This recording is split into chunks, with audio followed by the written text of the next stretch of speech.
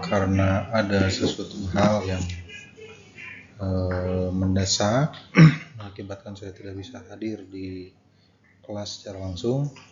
Namun materi hari ini adalah tentang gambar suasana warna. Jadi saya mohon maaf tidak bisa hadir secara langsung. Kita akan belajar hari ini itu tentang gambar suasana, terutama gambar suasana yang berwarna. Saya akan mulai dengan sebuah kata-kata yang disebutkan oleh Anonymous lah, mengenai masuk FSRD ya. Dikatakan oleh sang Anonymous, masuk itu pakai gambar suasana, lalu nanti keluarnya TPB ya, maksudnya keluar TPB dengan gambar suasana juga. Jadi itu semacam jargon lah. Oleh karena itu gambar suasana ini menjadi materi terakhir dalam perkuliahan di semester ini. Bicara soal gambar suasana, suasana itu bahasa Inggrisnya scenery ya.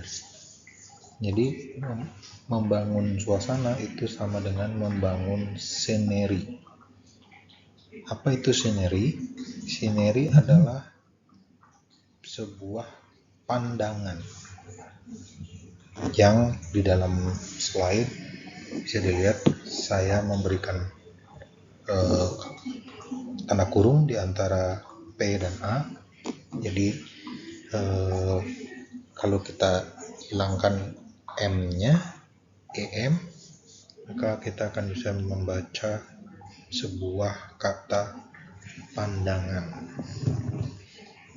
Jadi membangun scenery atau membangun suasana adalah dengan membangun pandangan kita, menempatkan pandangan kita yang kemudian kita bangun juga interaksi ya. Interaksi antara apa? Interaksi antara semua yang kita lihat, mulai dari objek manusianya atau kemudian objek lainnya, lalu kemudian ada benda yang lebih besar seperti gedung, pohon, dan juga nantinya ada latar belakang. Latar belakang itu bisa horizon, bisa awan, langit, dan seterusnya. Selain itu, membangun suasana juga adalah soal membangun warna. Kalau kita memakai warna, kalau kita memakai hitam putih pun, kita akan membangun gelap terangnya. Seperti gambar yang tampil di sebelah teks ini, kita bisa lihat melalui bangunan warna yang monokromatik, kita bisa merasakan sebuah suasana di musim yang dingin. Ya, itu sebagai contoh. Apa itu sebetulnya pemandangan atau pandangan? Yang pertama, kita bisa baca sendiri ya.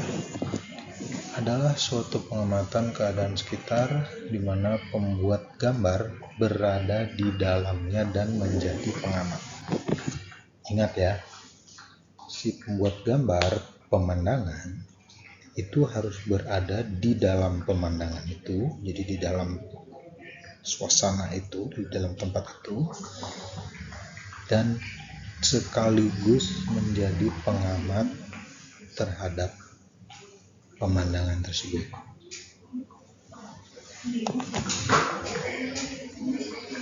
Lalu soal pemandangan itu atau pandangan juga menonjolkan pandangan terhadap suasana, karakter, dan ambience ya.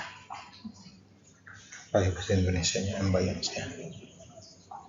Jadi berbeda dengan gambar konstruksi yang menonjolkan pandangan perspektif. Jadi kalau di gambar konstruksi akan ditonjolkan mengenai perspektifnya, yang jauh, yang dekat, terus benar dengan perspektif. Namun dalam gambar suasana yang kita bangun adalah soal bagaimana suasananya, lalu kemudian bagaimana karakter objek yang tergambar, manusia, mobil, benda-benda, bahkan backgroundnya pun langit, akan memberikan karakter dan ambience tertentu. Lalu fokus pada unsur-unsur gambar yang baik, ya. Ini kalian sudah pelajari hampir setahun, itu soal warna, shape, bentuk, dan penghayatan. Mungkin kalian pernah dengar rules of three, terus kemudian golden section, dan seterusnya. Nah, itu adalah termasuk unsur-unsur gambar yang baik.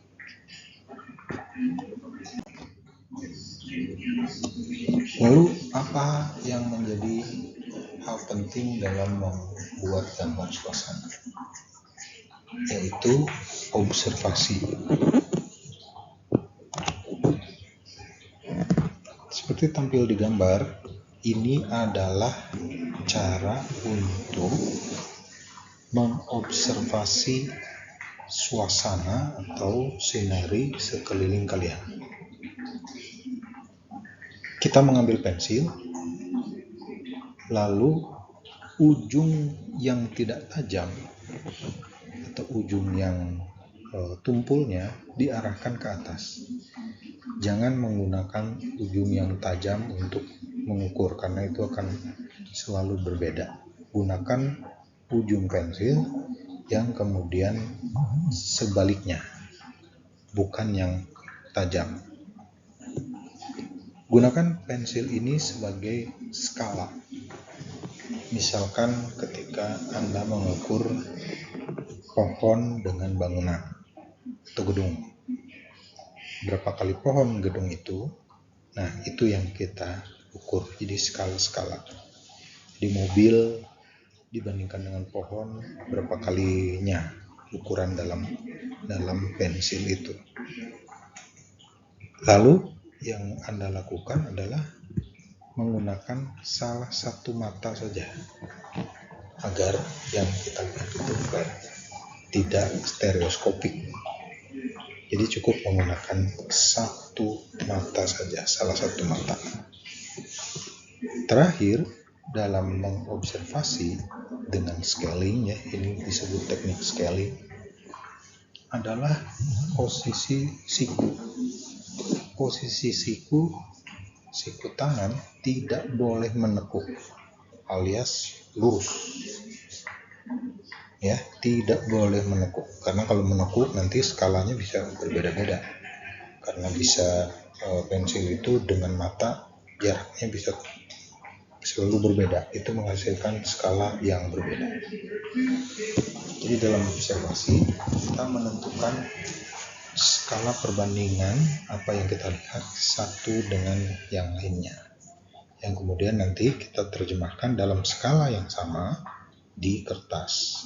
Dengan begitu proporsi masing-masing hal yang kita lihat akan tetap masuk akal, atau dalam hal lain bisa dikatakan akan tetap benar. Observasi kedua adalah kita gunakan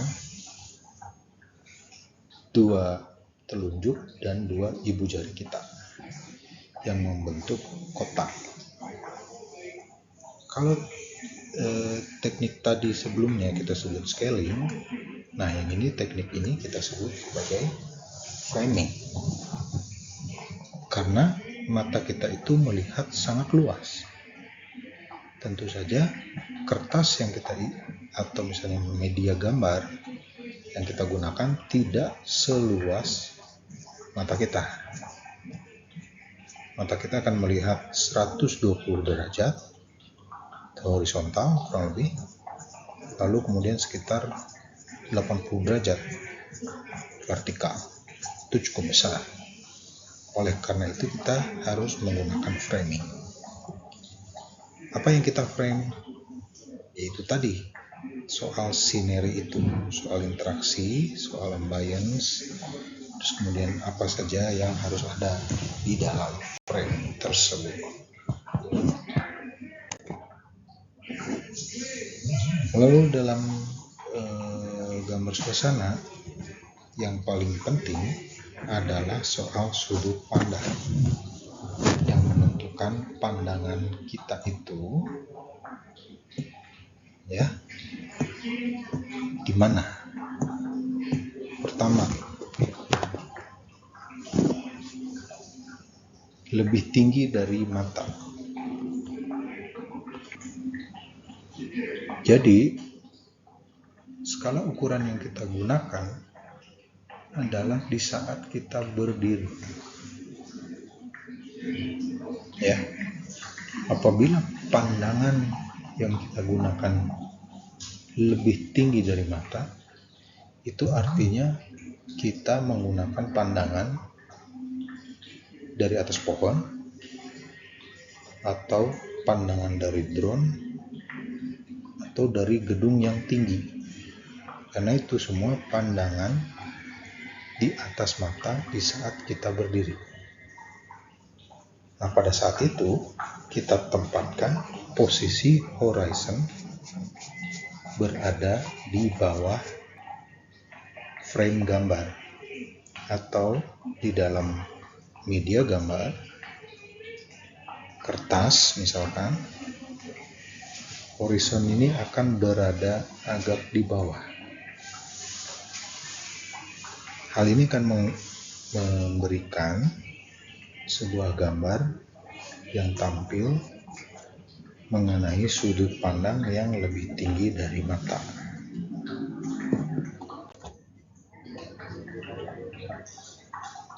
Apabila kita menggunakan pandangan sejajar mata, ingat, skala yang kita gunakan adalah ketika kita berdiri. Apabila dia sejajar mata, maka letak garis horizon ini adalah pertemuan antara darat dan langit ya. Garis horizon harus berada di tengah-tengah sehingga gambar yang dihasilkan akan sejajar mata.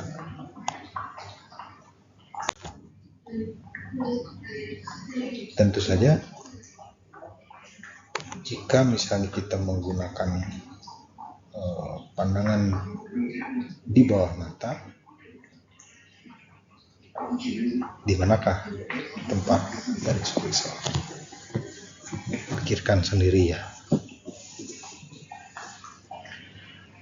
Hal berikutnya adalah dalam membuat gambar suasana, tidak semua yang terlihat perlu digambar. Apabila kita melihat gambar di sebelah, kalian mungkin akan segera tahu dalam gambar suasana ini apa objek yang paling terpenting yang kalian lihat.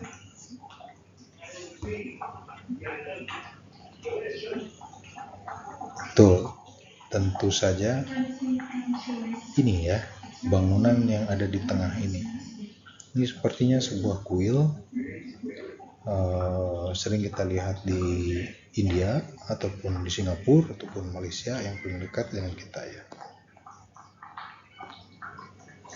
Kalau kita lihat bangunan yang di tengah ini, dia sangat detail. Padahal jaraknya cukup jauh dari si penggambar. Tapi detailnya hampir semua terlihat. Artinya itu menentukan bahwa bangunan ini adalah point of view, kalau disebut ya dalam istilah sekarang itu, dari gambar ini sendiri.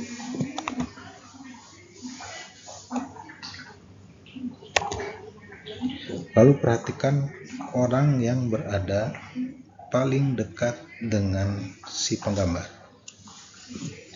Orang ini kita lihat tidak begitu detail, lalu kemudian intensi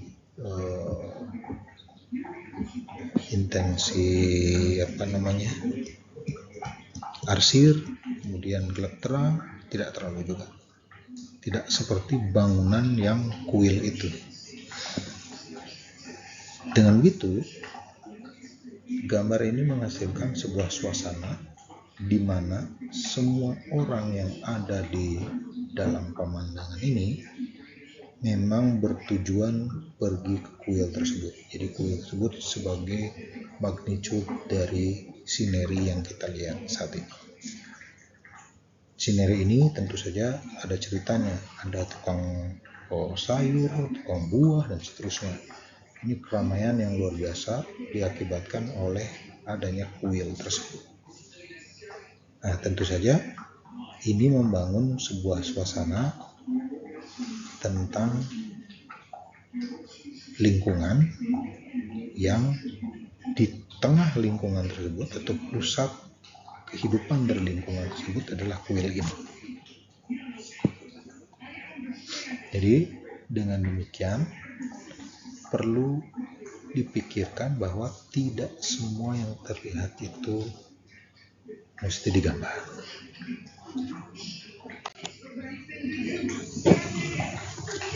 Hal berikutnya yang perlu kita perhatikan dalam menggambar suasana adalah interaksi.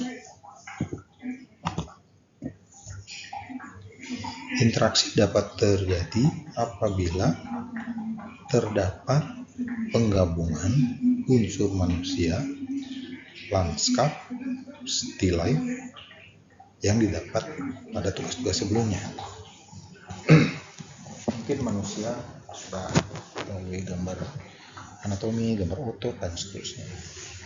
Still life itu adalah alam benda. Alam benda sudah kalian hampir lakukan selama 1 semester sebelumnya ya. Lanskap mungkin baru sekarang, tapi di konstruksi mungkin sudah banyak ya.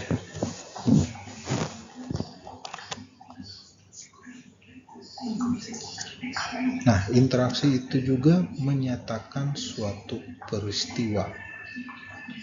Selain unsur-unsur yang bergabung gitu dalam sebuah interaksi ya, ada interaksi antar manusia dengan alam benda, kuda juga termasuk di dalamnya ya. Interaksi itu juga menyatakan suatu peristiwa. Peristiwa itu dapat dijabarkan sebagai sebuah waktu, fenomena, tema, dan lain-lainnya. Misalkan peristiwanya terjadi di saat sore hari, tentu itu akan menyatakan sebuah gambar suasana sore hari. Lalu ada fenomena, misalkan ada demonstrasi di depan patung kuda, itu sering kita dengar. Itu tentu menyatakan suatu peristiwa dan gambar suasana demonstrasi di depan patung kuda. Lalu interaksi juga terjadi dengan memperhatikan proporsi dan perspektif. Sangat berbeda ketika kita membuat gedung yang lebih tinggi dari manusia dibandingkan dengan membuat manusia yang lebih tinggi daripada gedung. Apabila manusia dibuat lebih rendah daripada gedung, lebih kecil daripada gedung, maka suasana tersebut adalah suasana normal. Namun ketika kita buat manusia lebih besar daripada gedung, maka kita segera akan tahu bahwa suasana ini terjadi dalam film Ultraman.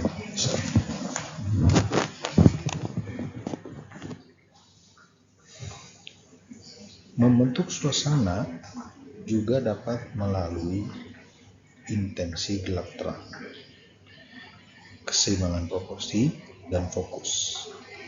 Ini juga akan membangkitkan sebuah interaksi antara satu hal dengan yang lain. Misalnya, antara background, langit misalkan, atau laut, atau gunung, atau apapun, dengan sebuah bangunan. Itu akan menghasilkan suasana yang unik.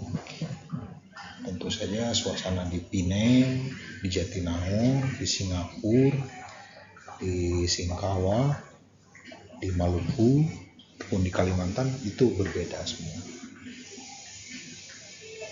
Di dalam hutan tropis, hutan pinus, hutan jati, hutan bakau itu menghasilkan intensi gelap terang yang berbeda-beda.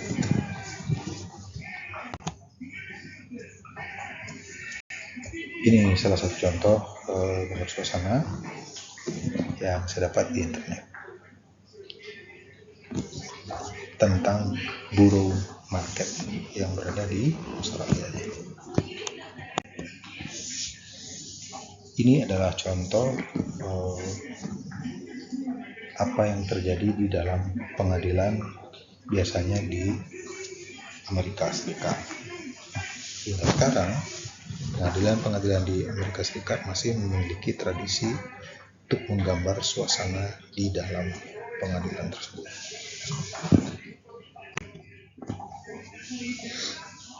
Ini adalah beberapa contoh perbandingan makhluk hidup yang bergerak seperti manusia dan binatang. Kita lihat gambar di atas perbandingan antara manusia dengan anjing ya mungkin. Lalu di bagian bawah kita lihat perbandingan antara manusia dengan kuda. Perbandingan ini akan menentukan interaksi manusia dengan kuda.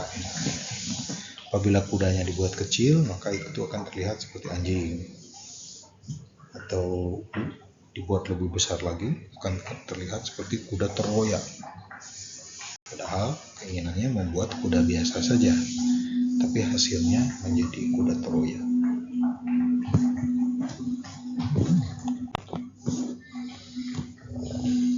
Kalau kita berbicara dalam sejarah, tentu saja sejarah seni rupa, maka gambar suasana ini berumur sudah sangat lama sekali. Asalnya adalah dari genre painting atau penggambaran kehidupan sehari-hari. Berkembang pesat di Belanda di abad kurang lebih 17-18. Setelah sebelumnya di abad 16-15 penggambaran itu tidak pernah penggambaran kehidupan sehari-hari. Mungkin kalian ingat lukisan-lukisan Leonardo da Vinci yang melukiskan malaikat, Yesus, kemudian dewa-dewa. Itu adalah penggambaran suasana yang imajinatif atau berdasarkan mitos, legenda, dan seterusnya. Namun penggambaran kehidupan sehari-hari berkembang pesat di Belanda pada abad 17-18.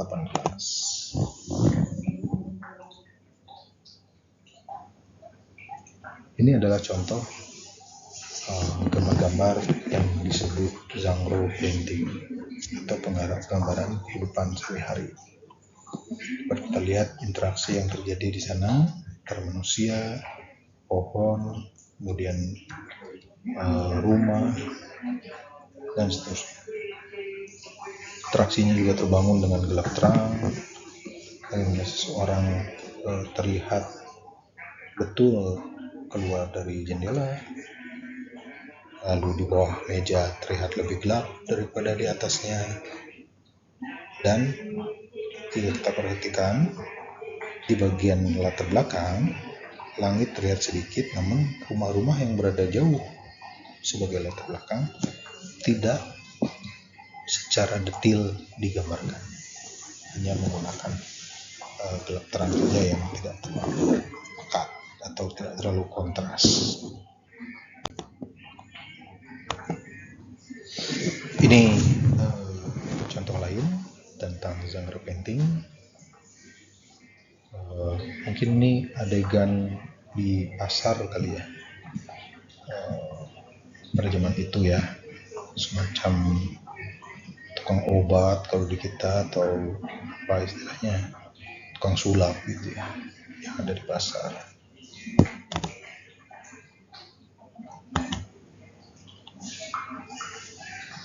Tentu saja terlihat gambar tersebut bercerita ya, seakan-akan mendokumentasikan apa yang terjadi pada saat itu.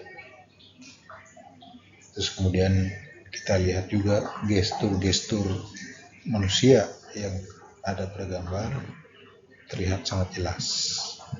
Yang di atas gesturnya memberikan orasi, ceramah, ataupun yang mengajak orang-orang yang di bawahnya dengan gestur yang menunggu, mendengar, memperhatikan tanpa lebih pasif lah dibanding yang di atas.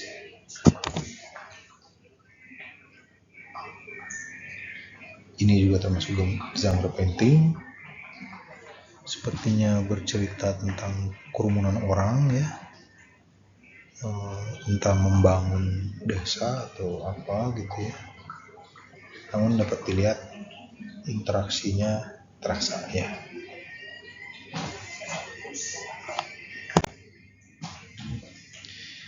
Nah, tugas untuk hari Selasa ini, hari ini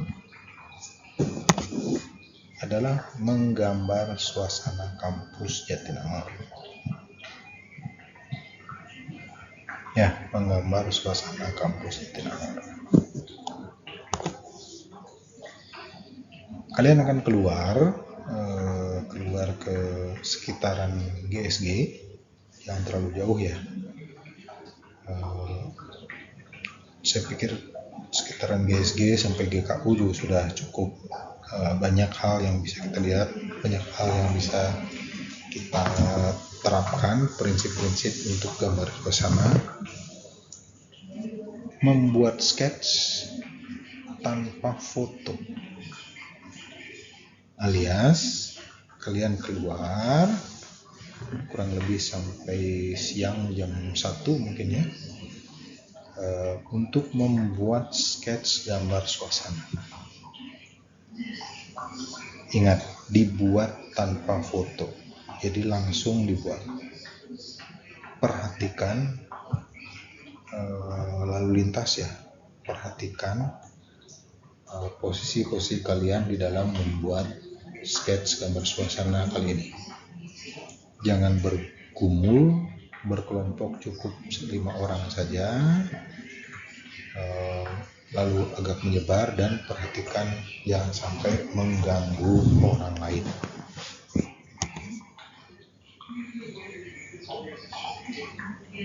Media yang kita gunakan hari ini adalah pensil HB hingga 2B, karena kita hanya membuat sketch saja. Foto dari kamera ataupun kamera digital, kamera HP, itu boleh digunakan untuk merekam suasana yang didapat, yang nanti dapat dipakai dalam aplikasi cat air di GSG kembali pada siang ke sorenya hingga Rabu. Saya pikir Rabu lebih optimal ya di dalam aplikasi cat air.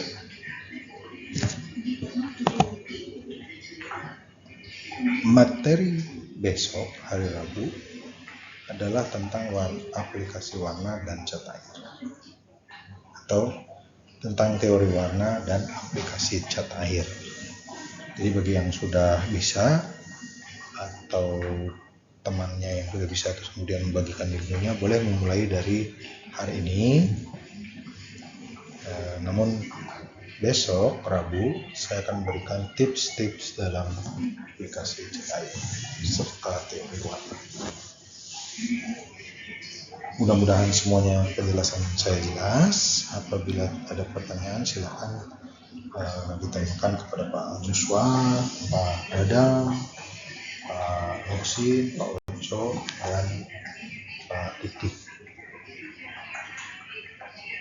Selamat bekerja dan terima kasih.